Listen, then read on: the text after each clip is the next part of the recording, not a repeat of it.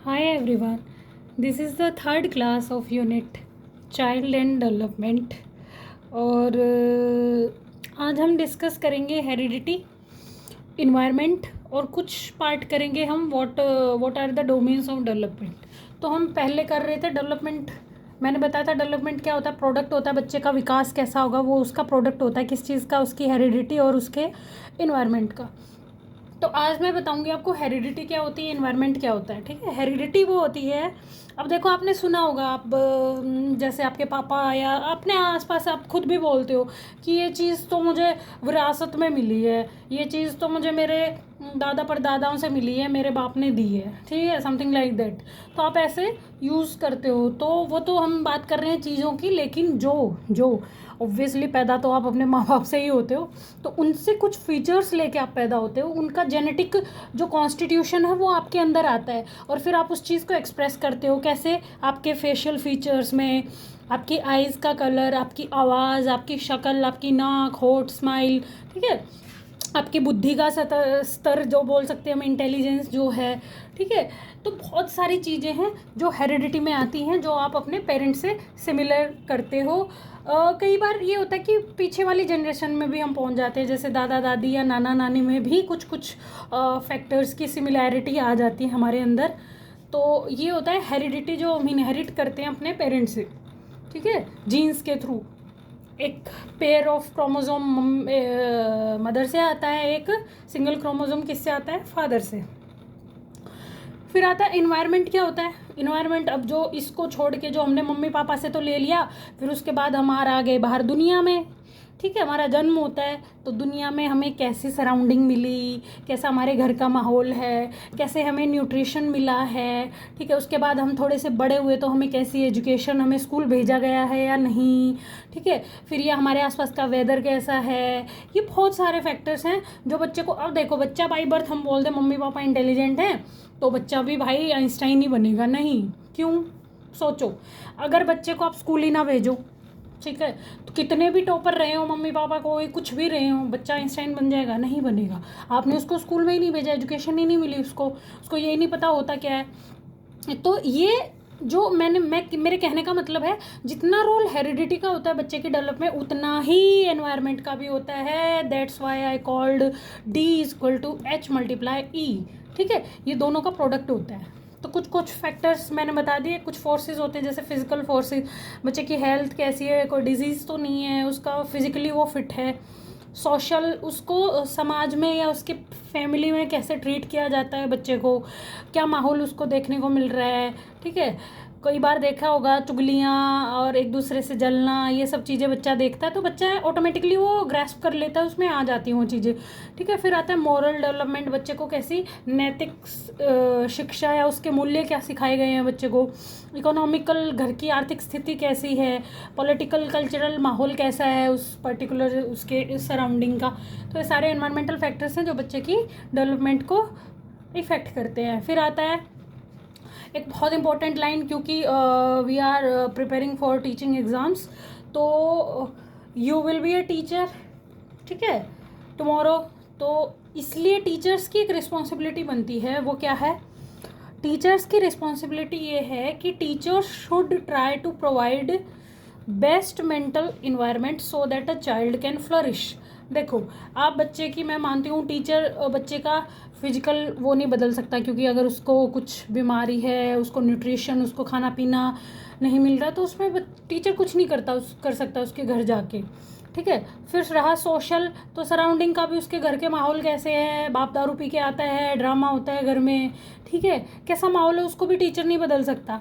फिर आता है क्या, मोरल, इकोनॉमिकल बैकग्राउंड भी टीचर नहीं बदल सकता, पॉलिटिकल कल्चर, सिर्फ और सिर्फ क्या बदल सकता है, तो टीचर सिर्फ एक ही चीज़ बदल सकता है, और वो टीचर दे सकता है कैसे, अगर वो बच्चे को एक अच्छा मेंटल इन्वायरमेंट दे, बच्चा उससे डरे ना, उससे घबराए ना, उससे दबे ना, मतलब वो बच्चे के सामने ओपन हो और उसको, बच्चे को अपनी आप को व्यक्त करने के लिए एक अच्छा इन्वायरमेंट दे, जिससे बच्चा क्या कर पाए, फ्लरिश कर पाए, बच्चा अपने आप को डेवलप करे, अपने आप को ग्रो करे। ठीक है, तो ऐसा एक जिम्मेदारी ये भी है भाई टीचर्स की, सुन लो। ठीक है, तो ये बहुत ज़रूरी है, क्योंकि कई बार टीचर्स ही खुद क्योंकि टीचर भी अगेन भाई एक फैमिली से आते हैं, उनकी भी अपनी पर्सनल लाइफ है। तो टीचर्स कई बार स्कूल से ही घर से ही फ्रस्ट्रेटेड होके आते हैं। क्या करते हैं वो आते ही, कई टीचर्स, मैं सबको नहीं बोल रही लेकिन मोस्ट ऑफ द टीचर्स करते हैं ऐसे, पहले तो करते थे, आज का भी होगा, लेकिन हमारे टाइम में तो क्या था, फ्रस्ट्रेट होके आते थे घर से और धड़ाधड़ आते ही शुरू कर देते थे मारना पीटना बच्चों को, ठीक है, और इतना मारते थे जब तक उनकी फ्रस्ट्रेशन ना निकल जाए घर की। तो ये बिल्कुल नहीं करना, ये बिल्कुल भी नहीं करना, ठीक है। और अब तो खैर पनिशमेंट बैन भी कर दी है सरकार ने, लेकिन टीचर्स एक कोशिश ज़रूर कर लेना, क्योंकि आप आने वाले फ्यूचर को बनाओगे इंडिया के, तो बच्चों को मेंटल एनवायरनमेंट बहुत अच्छे से दे। बच्चा अपने आप को कम से कम घर पे ना, वो स्कूल में तो उसको ऐसे लगे कि मुझे कोई सुनने वाला है, मैं कुछ अपनी मन की बात या मैं कुछ जो फील कर रहा हूँ मैं बता सकता हूँ, तो बच्चा एक कुंठा में नहीं जाएगा, वो अपने आप को बहुत अच्छे से ग्रो करेगा। तो ये होता है। और इसको हम दूसरी चीज़ क्या बोल सकते हैं, कंड्यूसिव एनवायरनमेंट। कंड्यूसिव एनवायरनमेंट का मतलब समृद्ध वातावरण, जिसमें बच्चा बहुत फूले फले, ऐसा एनवायरनमेंट बनाना है। टीचर की रिस्पॉन्सिबिलिटी है स्कूल में हेल्दी एनवायरनमेंट, ठीक है। कंपटीशन भी करवाना है बच्चों का, तो हेल्दी कंपटीशन, कुछ नेगेटिविटी नहीं, एक बच्चे को दूसरे के सामने डिमीन नहीं करना, वो बहुत सारे फैक्टर्स हैं, आप समझदार हो खुद तो आपको पता है, ठीक है। तो ये एक रिस्पॉन्सिबिलिटी थी, ये लाइन पर्टिकुलरली मुझे बहुत अच्छी लगी, तो आपको ध्यान में रखना है। इसके बाद आता है हेरिडिटी एनवायरनमेंट में एक छोटा सा डिफरेंस है। हेरिडिटी है वो फिक्स्ड होती है, ठीक है, और इन्वायरमेंट है वो डायनामिक है। हेरिडिटी फिक्स्ड कैसे, ऑब्वियसली अब जो माँ बाप से आ गया वो तो आ गया, वो उसको तुम नहीं बदल सकते, ठीक है। या कोई डिजीज़ है या कुछ भी ये लगा लो मेंटल लेवल या कोई फीचर्स हैं, शक्ल सूरत, वो अलग बात है, आप प्लास्टिक सर्जरी करवा लो ये वो, ठीक है, वो उस पर नहीं जाना, जो नेचुरली जो बात है वो हो रही है। हेरिडिटी फिक्स होती है, उसको आप चेंज नहीं कर सकते, लेकिन आप अपनी सराउंडिंग तो बदल सकते हो, ठीक है। वो एक मेरे को अभी एक कहावत याद नहीं आ रही कि आप पड़ोस नहीं बदल सकते, पड़ोसी तो बदल सकते, कुछ ऐसा है, मुझे माइंड में नहीं आ रहा। तो आप हेरिडिटी चेंज नहीं कर सकते, लेकिन एनवायरनमेंट बिल्कुल डायनामिक है, बिल्कुल चेंज कर सकते हो आप, और उस चेंज के थ्रू आप बच्चे को बेहतर भी बना सकते हैं, ठीक है। इंस्पाइट ऑफ हिज और हर हेरिडिटी आप उसको बहुत अच्छा बना सकते हो, ठीक है। तो इसके बाद इसी को एक टर्म में और यूज़ किया जाता है जो आपके मेन एग्जाम में आ जाता है, तो बच्चे कंफ्यूज हो जाते हैं कि nature versus nurture. What do you mean by nature versus nurture? Debate है ये अपने आप में ही। नेचर का मतलब नेचर जो स्वभाव है, जो हमें हेरिडिटी मिली है, वो हमारे अंदर है, इनहेरिटेड है, तो हेरिडिटी। और नर्चर, कैसे नर्चर किया है बच्चे को, कैसे पाला पोसा है, मतलब उसका इन्वायरमेंट, क्या उसका इन्वायरमेंट। तो नेचर वर्सेस नर्चर मतलब हेरिडिटी वर्सेस एनवायरनमेंट। और ये डिबेट है कि कौन बेटर है कौन बेटर नहीं है, लेकिन ऐसा कुछ नहीं है, दोनों का अपना इम्पोर्टेंट रोल है और दोनों का इक्वली रोल है, ठीक है। तो according to Woodworth both are equally क्या है, एसेंशियल है in the growth and development of child, बिल्कुल। और इसीलिए तो हमने बोला है कि D इज इक्वल टू क्या है, H multiply E, multiplicative property है डेवलपमेंट किसकी, हेरिडिटी और एनवायरनमेंट की। ये ना एडिटिव ना सब्ट्रैक्टिव ना डिविजिबल, ठीक है। आप ये नहीं कह सकते कि 150 हेरिडिटी थी उसमें से 50 इन्वायरमेंट निकाल दिया तो 100 हमारे पास क्या आ गया, डेवलप, नहीं, मल्टीप्लिकेटिव प्रॉपर्टी है, दोनों मल्टीप्लाई होंगे और जब भी डेवलपमेंट आएगा, ठीक है। फिर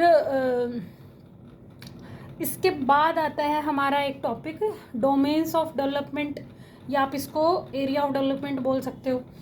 ये मैंने पीछे भी एक बार शायद थोड़ा सा एक्सप्लेन किया था कि डोमेन्स ऑफ डेवलपमेंट क्या हैं, 4 हैं, PCS और एक E। आप ब्रॉड तो 3 है लेकिन डोमेन्स लिखा है अकेला, तो फिर आप 4 लिख सकते हो, PCSE, physical, cognitive, emotional, social, emotional, ठीक है। तो PC से मेरा नाम याद रख लेना, पूजा चहल, ठीक है, PCSE। और ये क्या है, ये मैंने देखो ये बनाया है, ये सर्कल इससे जुड़ा हुआ, ये सर्कल इससे, ये तो ये कहने का मतलब ये है, ये इंटर रिलेटेड है एक दूसरे से, ये बिल्कुल डिपेंड करते हैं, एक दूसरे से जुड़े हुए हैं, फिजिकल कॉग्निटिव से, कॉग्निटिव सोशल से।